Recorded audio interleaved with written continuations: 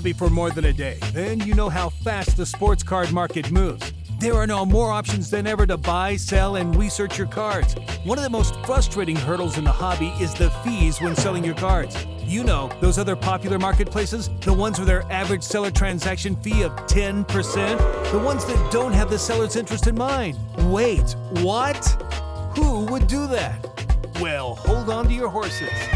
No, not those horses. Welcome to the Card Flip, a place where we want to provide a simple alternative to buying and selling cards. No clutter, just you, graded cards, sealed wax, and the easiest of transactions. So what do you say? Are you in? Great! Welcome to the Card Flip, the seller's marketplace.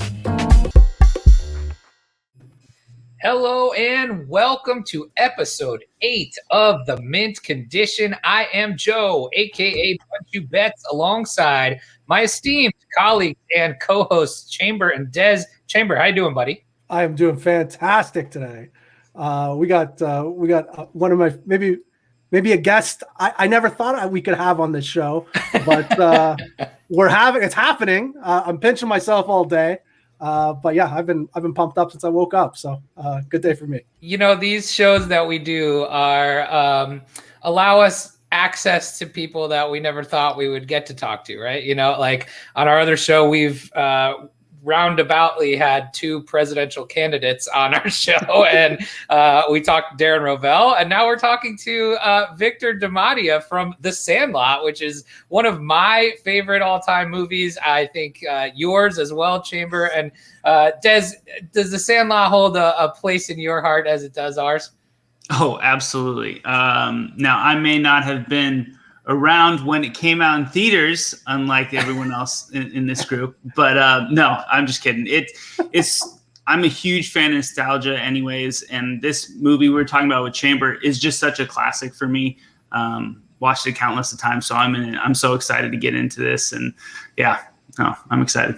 Awesome. So as I mentioned, we have a very special guest, Victor DiMattia from The Sandlot. Victor, how you doing, man? I'm good. How's it going, guys? Awesome. Thank you so much for joining us. We are excited to talk to you. We've got a lot of things to discuss. We're gonna talk about a lot of stuff here, but what we really want to talk about first is, so this show is, as you know, it's about digital collectibles and kind of bridging the gap between digital and physical, and we're sports related as well. And before we get into anything, I'm really excited to check out what you have behind you. It looks like you've got a nice little physical collection behind you. I got some good stuff, man. It's the back of my chair from The Sandlot there, from the director's chair. Damn, that's cool. There's a little glare on my Allen Iverson autograph photo. That one is Jason Peters from the Eagles. I'm a huge Eagles fan, obviously. Cool. Go Birds. Jason Peters. That's a Mike Tyson glove up there. Whoa.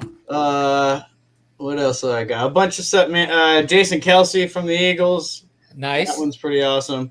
And then like a ton of Sandlot stuff, like 15 baseballs autographed by all of us. And that's great. I got the balls that first pitches that have thrown out and stuff like that. That's really cool. So how long have you been into like the physical collectible stuff? How long have you been collecting, and where did that all start? Oh man. Well, I grew up, I was like a 90s kid. So I think like most of us, comic books and like baseball cards and all that stuff were just like so huge when I was growing up. So I've still have boxes and boxes of baseball cards like in my mom's basement. Same. Yeah. So no, I've since stolen them back. I've since stolen them all back and looked for all of the old things that might be worth something, and all of that kind of stuff. So that's pretty cool. So I myself have gotten into the memorabilia piece really lately as well. I like that almost, I think, more than cards at this point, because it's just like we were talking about last week, it's more of a story behind stuff like that, right? So yeah. Are any of those musical instruments collectibles, or that's your own collection? These are my personal guitars. These are the ones that I play. But I do have a 1954 Fender Stratocaster, which is the first year that they That's made. pretty cool. But That's that one incredible. that stays in the case. I don't take that one out. What color? It's Sunburst. Nice. Yeah, Look it's at that. Sunburst. But actually, I got one here that's a matching one, but that one's like from the 80s. That one's not quite as valuable as the original. That's pretty cool. I saw when you popped on the stream, I was like, oh, he's gonna get along just fine here. Like, Cool. That's pretty much what we talk about on this show. So excited. So let's think about what is the gap then, or the bridge between that physical stuff and then what you guys are doing. So you guys have the Boys of Summer coming out as a digital collectible, and it launches on the I guess it's launched now, and you can buy up until the 19th. Is that correct? Yeah, we got a pre-sale. You can see the timer there counting down. We're doing a pre-sale right now, and then packs are going to drop. The pre-sale goes through the 18th. Packs will drop on the 19th, and then they can be opened on the 20th. So that's pretty cool. So let's talk about what the idea behind the whole thing was, right? So we, the NFT craze has hit the world pretty hard in the last, I would say, couple months here. So how did you guys, what's the story behind Boys of Summer? Where did it all originate from? How did you, approach getting the guys on board, things like that? Well, the name itself, Boys of Summer was actually the original title of the script. That's cool. Yeah, before they changed to the Sandlot. So that's where we got the name from. But we've always talked about doing something with all these. We've all got pictures, like just these really awesome behind the scenes shots, and I don't know, it's just like cool stuff. Like it's a totally different perspective on the film, and I don't know, just going through them, they're so awesome that we've always talked about, like, what can we do with these? How can we share these with the fans? But we didn't want to put them out in, like, I don't know, we just didn't want to put them out in the wrong way, or just give up all of our pictures to somebody and let them have control. So now with that, this NFT thing is happening, like, that's one of the coolest things to me, is that, like, the creators or the artists, like, have full control over what they're doing. And so this was like, when this started going crazy, we go, I think this is the perfect opportunity to share this stuff. That's really cool. So were you or any of the other guys, in the crypto world prior to the NFT boom? Did you guys have any experience there, or how did that all work out to be, okay, NFT is the thing we want to do, Boys of Summer is it, and let's launch it on Wax? How did that story happen? Well, I dabbled a little bit, I got a little Bitcoin, I got a little, this and that. That look says I have a lot of Bitcoin. And I'm dabbling in some other stuff, I just got some Cardano. I'm pretty excited about that. There you Watch go. out. Okay, Watch so out. he knows his crypto then. So some of us are more familiar than others. Which I think that's why we kind of were able to embrace the NFT thing right away, because when you've already like kind of accepted the cryptocurrency thing, it's just an easy transition. Sure. But it was like for some of the guys, it was kind of a hard sell to convince them that this was like going to be a good thing to do, because it's so new and weird, and it's still like scary for a lot of people. I think it kind of feels like in the early days of like online shopping, like when you were like, I'm going to put my credit card into the internet and I don't know, like, is this stuff going to show up at my house or not? Like, I feel like it's the same kind of vibe. So, it took a little bit of convincing, but, I think the fact that like the NBA is doing it, and like, there's some like really big like companies that are getting involved in it. There's some, I think, more confidence now around the NFTs. Yeah, sure. I mean, this week we saw Topps is going to be launching theirs next week. The Series 1 baseball cards on the blockchain. It's going to be the day after ours. So you snuck in right under the right in the nick of time. Yeah, that's pretty cool. But so I think that's interesting, because I think you're right, where you have to either have some kind of belief in cryptocurrency or experience with it to kind of make the jump into, okay, NFTs are what we're going to do here. So I got to know whose brainchild it was. Was it your brainchild? It was me, myself, and Grant Gelt, who played Bertram. Got it. Okay. It was really the two of us that were, I think, fully embracing this NFT stuff from the beginning. You know, we've got our own Top Shot cards, and I got a couple Nimoy shards in my wallet. Nice. Okay, so you're way in. We got to get him into charts. We got to get. I know what that is. Next step's getting Victor a digital horse from Zed Run. Now that's the next thing we got to do. Okay. Have you heard of Zed yet? No. Okay, we'll get you on board. Watch out. I'm in. We'll talk I'm about going it to name my afterwards. next horse Timmy Timmons, and I'm going to get it to you. Yeah, Okay, that's cool. it. So, but yeah, we got to show you that. Then You're if gonna you're love all it. on board with these. Yeah, no, I want to know. I want to know what's this about. So, well, I'll explain it to you very quickly, and you Okay. can tell me if you're in or out. So, think about you basically own digital race horses. You can race them, breed them, buy them, sell them, and essentially it's a horse racing / breeding game. You can bet on them, all of that kind of stuff. It's pretty entertaining. Well, our last couple shows have been dedicated to it, and it's been Okay, yeah, that sounds wildly awesome. entertaining. Yeah, sure, sign me up. All right, we'll get you involved next. But that's awesome. So let's talk about what the actual drop consists of. So talk to us about, what's available, how many rarities, things like that. So we're doing. We chose 40 pictures for this drop. I mean, we would like to do a few of them. We got a ton of stuff. So if people respond to it, if people like it, then we'll release some more stuff. But for this first one, we've got 40 pictures. And then as you can see right there, we got the 3 rarity levels. So you got your base, then your foil, and then those signature ones, which are just so super cool to me. So Dude, I need that Squints auto. Yeah, and then so some of them are just like, the like one character or whatever, one of the actors, but then the ones that have like a group shot or they have multiple ones, all the signatures are on there. really? Oh, that's cool. Very Yeah, cool. it's pretty So cool. good. Yeah, I saw on eBay the other day. I was just poking around that somebody had a Babe Ruth, like a Babe Ruth, I guess, replica ball that was signed by all of you guys. Which was pretty. I was like, that's a pretty cool thing to have. Yeah, I see some pretty cool stuff once in a while. Like even it's 28 years later, and I'm still seeing like original things that people bring that I've never seen before. So when you leave the set, when you're done recording, is it just like a mad scramble to grab all the stuff that you can? How does that work? Oh no! I mean, I wish. That's the thing. It's like we didn't. When we made this thing, we didn't really know what it was going to be.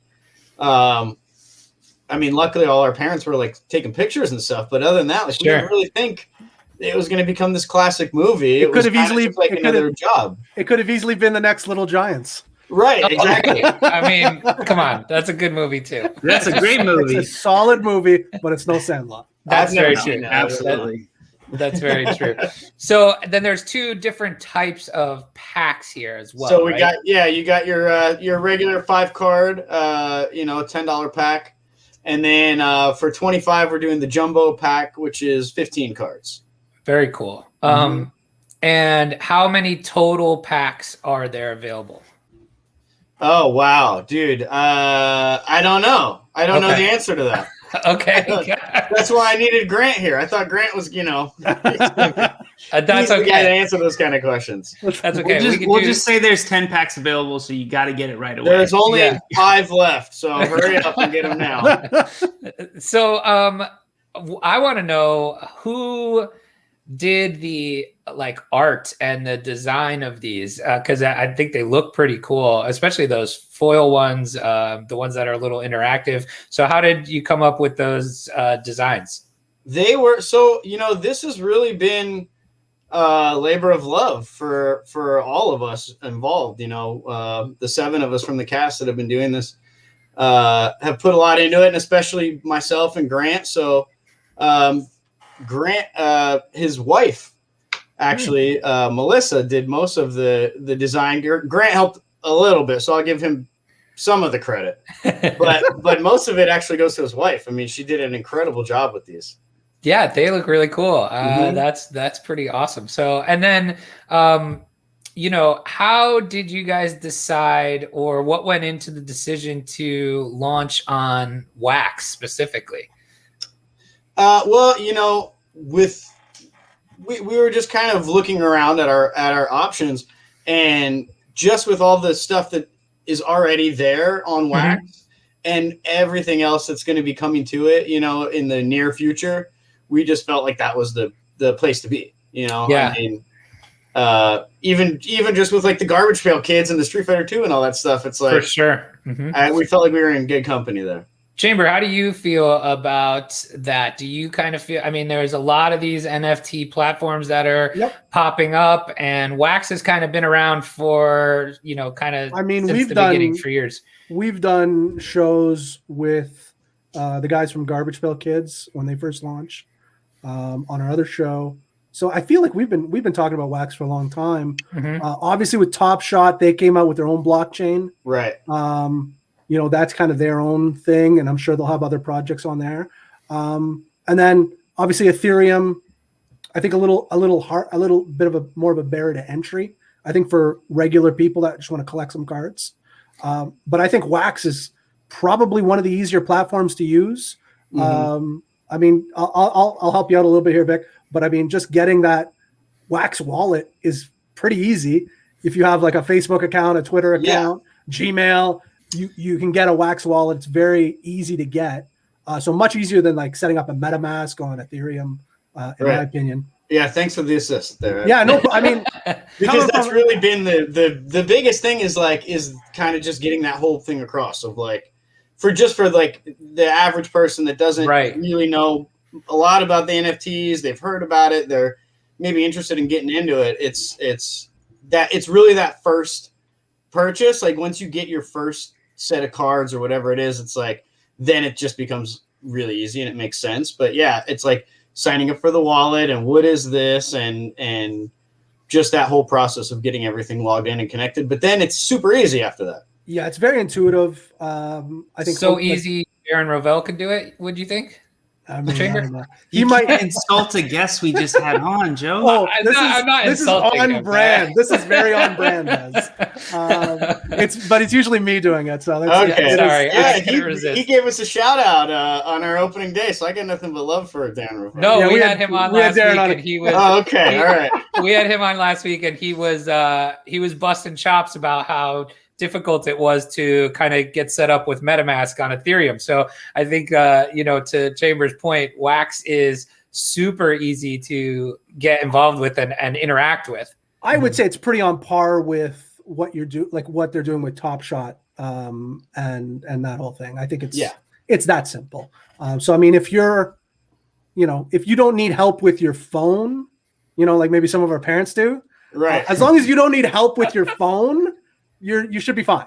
Right, I think that's the barrier to entry. If that you're was always calling me, and I actually got my mom to buy a pack of cards. Yes, nice. So she signed up with the wallet. She was able to do it. So if she could do it, anybody. Now, did she want your cards or one of the other guys' cards? I had to explain to her that it's a pack, so it's random, and you don't know what card. So I had to say, Mom, just put all your money into the cards, and eventually you'll get me. There you go. That's it. That's what we're going to do. That's awesome. So I think one of the nice things about wax too is, correct me if I'm wrong, but you don't need to own the wax token to purchase the packs, correct? Correct. Yeah. Okay. Awesome. It's US dollars. For our site, you just, all you got to do once your wallet is linked up, which, I think Chamber touched on that, is like, there's like the whole 2-click thing now. Like if you have a Google account or Gmail or Facebook or Twitter or whatever, it's pretty easy to just sign up for it and it links. But then it's just US dollars. Yeah. You just put it in your cart like you would on Amazon or anywhere else and put in a credit card and that's it. So yeah, you don't need the wax tokens. And very cool. You cannot buy with wax, so you can only buy with USD. Correct. Yeah. Okay. Oh, nice. So you can only US dollars. Nice.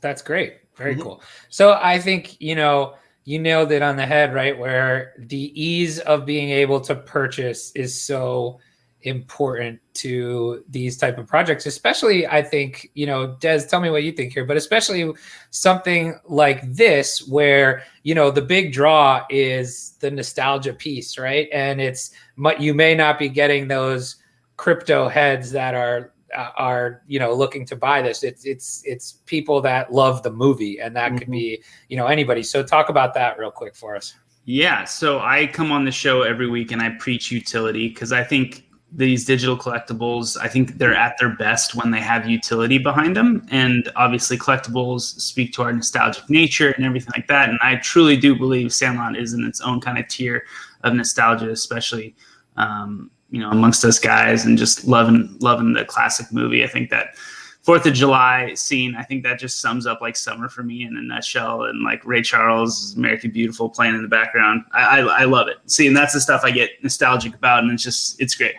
So where I think it could evolve, and you still got some time here, but if you want to introduce a little bit of utility into this pack drop and maybe run a contest, marketing, talk to Grant and say, if you collect, 5 of the gold, or, all the gold series or gold kind of parallels of each of the cards, you get entered into a contest to play 3 innings of baseball with, nice. with Grand Victor. Something to that effect, to where you can, because I think when you bring in these like cult followings, what you want to do is give them access into the people that mean so much to it, meaning you, the actors and stuff. And anytime you can tie in, your fan base and yourself, I think you should do it. And I think NFTs is an awesome way to do it.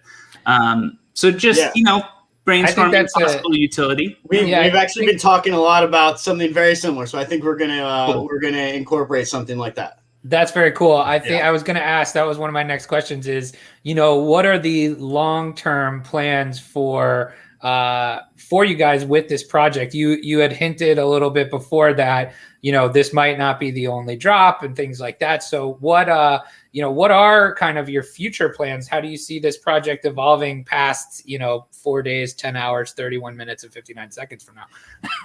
Well, I mean, ideally we would like to just do multiple series of these and, release all the great stuff that we have eventually.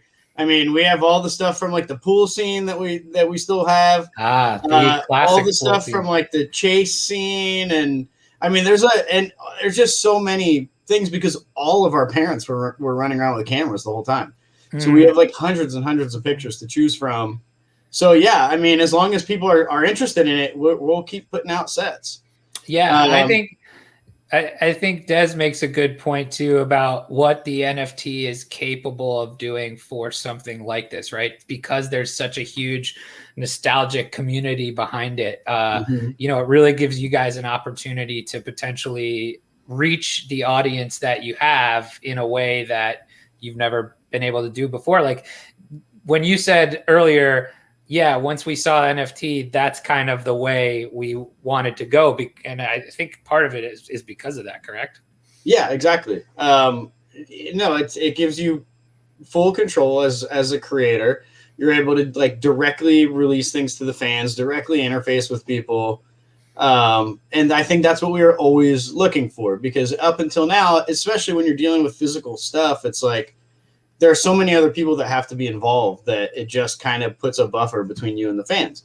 So that's what we really loved about the NFT thing. So how long has the actual pre-sale been going on? It started. We announced it on April 7th, which was the anniversary of the film. That was the 20th anniversary. Oh, very cool. All right, that's cool. 20th anniversary. Wow.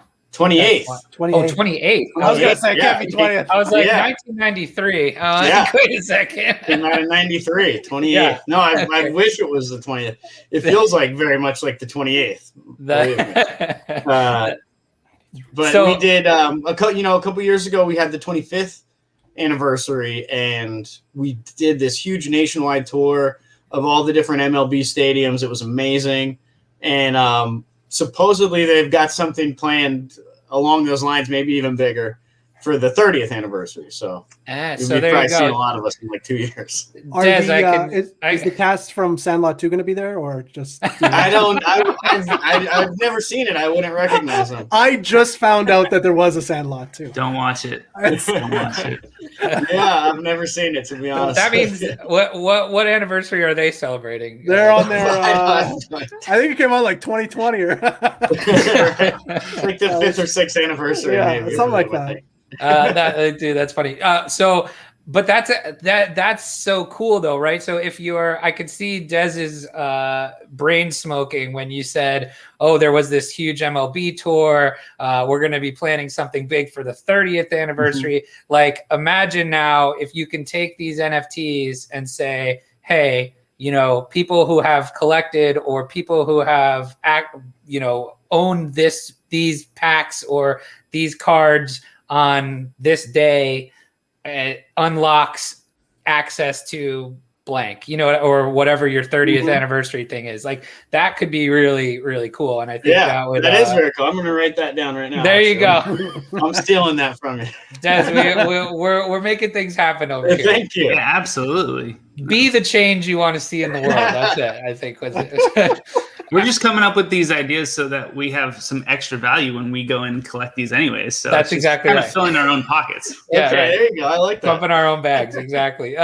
Chamber, I know you're dying to ask some questions about what it was like to be an actor in the movie and all of that. So go nuts. This is your chance. I love this stuff. So this came out when I was like 10 years old. So I think you said 93, right? Mm-hmm. How old are you now? Freaking old, man. Old as time.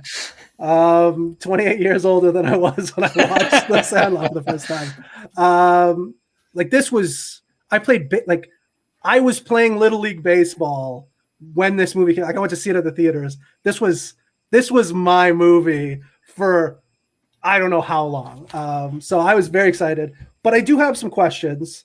Actually, one of the first questions I have, more so pertaining to getting the NFT going, was what's the process when it comes down to getting the rights for the images? Is it because they're your photos, there was no issue there? Is that how? Yeah, exactly. These are our personal photos. Awesome. From just the memories from our time, making the film. But none of these are images from the film, which I think actually is kind of cool because it's way stuff better. That, like, you can't find anywhere else. I agree. I think that adds a lot more value. I guess the second question I have, I don't know how.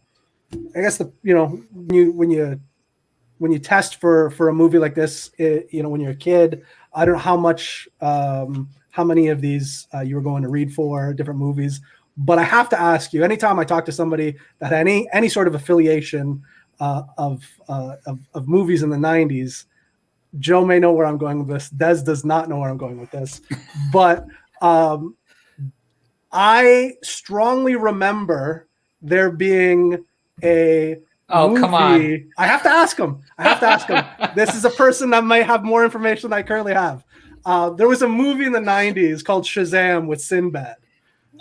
This is in my memory banks. Right. There was not. I'm asking Vic. We're doing a Mandela effect thing here. Is that what you're talking about? Well, Victor, it's just a memory. He swears up and down. Look, we've been doing shows together. We've done over 200 episodes together for 2.5 years. And he swears up and down that this movie existed. Shazam with Shaq as a genie. Yes, correct. No, that's Kazam. Kazam. Shazam's with Sinbad as a genie. But do you remember trying out for a role in the 90s for this type of movie that involved No, Shaq? but I mean, are you saying there wasn't a movie with Shaq as a genie? No, he's saying there was. Yes. It's like a it's Kazam, and you're saying that was Shazam with Sinbad. Now correct. There was two movies. Sinbad. There was two kind of like I always Sandlot equated 1 to and like Sandlot 2.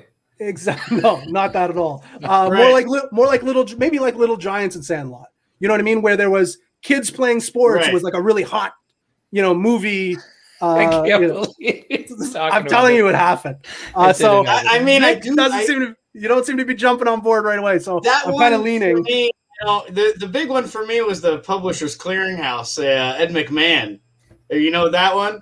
No. Do you remember Ed McMahon? I remember Ed McMahon. Yeah. I remember Showing up at people's door with a check, the Publishers Clearinghouse. Of course, yes. Yeah. Well, that never happened. what? It was like some other thing that he did, but it wasn't the Publishers Clearinghouse. It was. Look it up. That's the big one for me. And the Bernstein Bears one. The Bernstein Bears one. Yep, I know that one.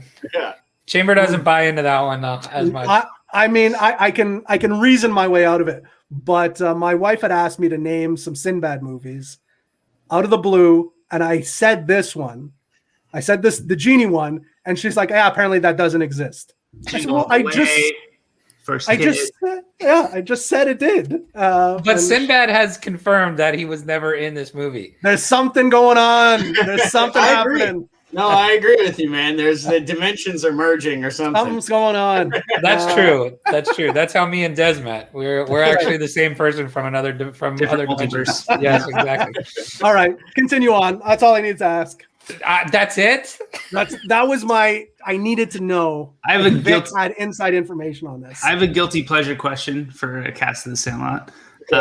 How bad were y'all actually smitten for Wendy Peppercorn on Great set? question. We all of us were in love with her, and also we were all like 12 and 13-year-old kids that were like making this movie. So I think we probably thought like we had a chance with her. 100%. Exactly. I would definitely think I had a chance if I were you guys. So were you all jealous of Squints during the scene? Yeah, or? super jealous. You have one of the most famous lines in that whole scene, which is, "Oh man, he's in deep shit." Yeah, I know. There's a couple of cuss words in there, and in fact, there was a scene where I say the F word, and then my brother, the little brother, repeats it, and they cut that out, and part of the reason was that it would have bumped the rating up to PG-13. That needs to be released as a interactive card. You need to that's funny. So I want to know kind of how you got into, how you got onto the movie. Can I guess? Is it and you effing played with it, and then he goes, "You effing played with it"? No, it's there's a whole kind of B story happening with Benny and Maury Wills, who broke the stolen base record in the same year that the movie takes place. So Benny was obsessed with him, and every time Maury stole a base, Squints was listening to the games on the radio. Every time Maury stole a base, Benny would have to go out and steal a base.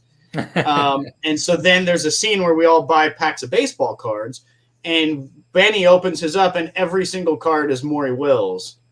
And I say, impossible. That's funny. That's awesome. That's fantastic. That's great. How many of those type of scenes actually get cut from the movie? How much of that doesn't make the actual film? I'm actually shocked that there hasn't been some kind of a release with all the deleted scenes, because there are quite a few scenes that were cut out of the movie. There were a couple different gadget type things that we tried to get the ball back that didn't make it in. That would be fun to see. Yeah, there was another scene between us and the rival little league team. There's quite a few things that got cut. There was a bunch of stuff at the school that happens at the beginning that never made it. Interesting. That's cool. So how did you get into acting as a kid, and what made you go for this movie? How did that all happen? Well, growing up, I grew up here in LA. So I, had family friends that were involved in the business, and I got into it. I was 5 years old when I started. Wow. Crazy. So it was just kind of a friend of the family was like, "Hey, he's a cute kid and whatever, and let's see if he can memorize dialogue, and let's get him an agent." And that's what happened. I was really outgoing and stuff as a kid, and I think they were just like, "Let's see." And so I started booking things left and right, and just it's kind of. What was the first thing you were ever in? I think the very first thing before I even had an agent was I was an extra in the final episode of Moonlighting. Huh. Really? Wow. Yeah. That's with Bruce Willis and Sybil Shepherd. Sybil Shepherd. Yeah. That was a good show. Wow. It was a great show. Yeah. Yeah. But yeah, Nice I was one, like, Chamber. I was just. I remember my parents would watch that all the time. It's an awesome show. That's funny. So that was the first thing you were. That would be a great show to reboot, actually. I agree. I think that would be a good show to reboot. But yeah, I just kept getting stuff, and so it just kind of kept going from there. I think I need a better agent. Yeah. You're not a cute kid anymore. No, I need a better agent, I think. So They can do so much with CGI. You could play a cute kid. they could give me some abs or something at least, right? That's all I'm looking for. Abs and hair. Yeah, well, there you go. You're kind of like Wooly Willy. It's true. Hey, Vic, I have a question for you. And I'm just realizing this now. I'm pretty sure The Sandlot had a direct correlation for my love of Stephen King novels. Do you guys ever notice the similarity between the story in The Sandlot and like other, like maybe like It or Stand by Me kind of stuff? Yeah, sure. I mean, maybe as like an entry point into that. Yeah, kind absolutely. Of thing. It's absolutely. like a much lighter version of It or whatever. But I could see that those kids could translate super easily to a more of a Stephen King type story. What's funny is somebody actually cut together on YouTube a trailer for The Sandlot, but as a horror movie, and it's like the funniest thing I've ever seen. I could definitely see that. I think I saw that. That's great. Hey, there you go, Chamber. Look at you. You're it actually was him. He did it. I wanted to plug it. That's good. It was really good. All right, Chamber. What you got? Some more child actor in the '90s questions? I know I it's asked like my your Sinbad favorite thing. stuff. I just realized about the Stephen King correlation. But I guess your questions are way out there. That's where I try to go. I guess the next question I have would be: were any of you guys just absolute trash at baseball? That's a great question. Kids play base. Like everybody's kind of good at baseball, but was anybody? I think it depends who you ask about that, but I'll say no. For the most part, it was kind of a prerequisite when we got cast that like you could at least like hit and throw. Right. Interesting. Yeah.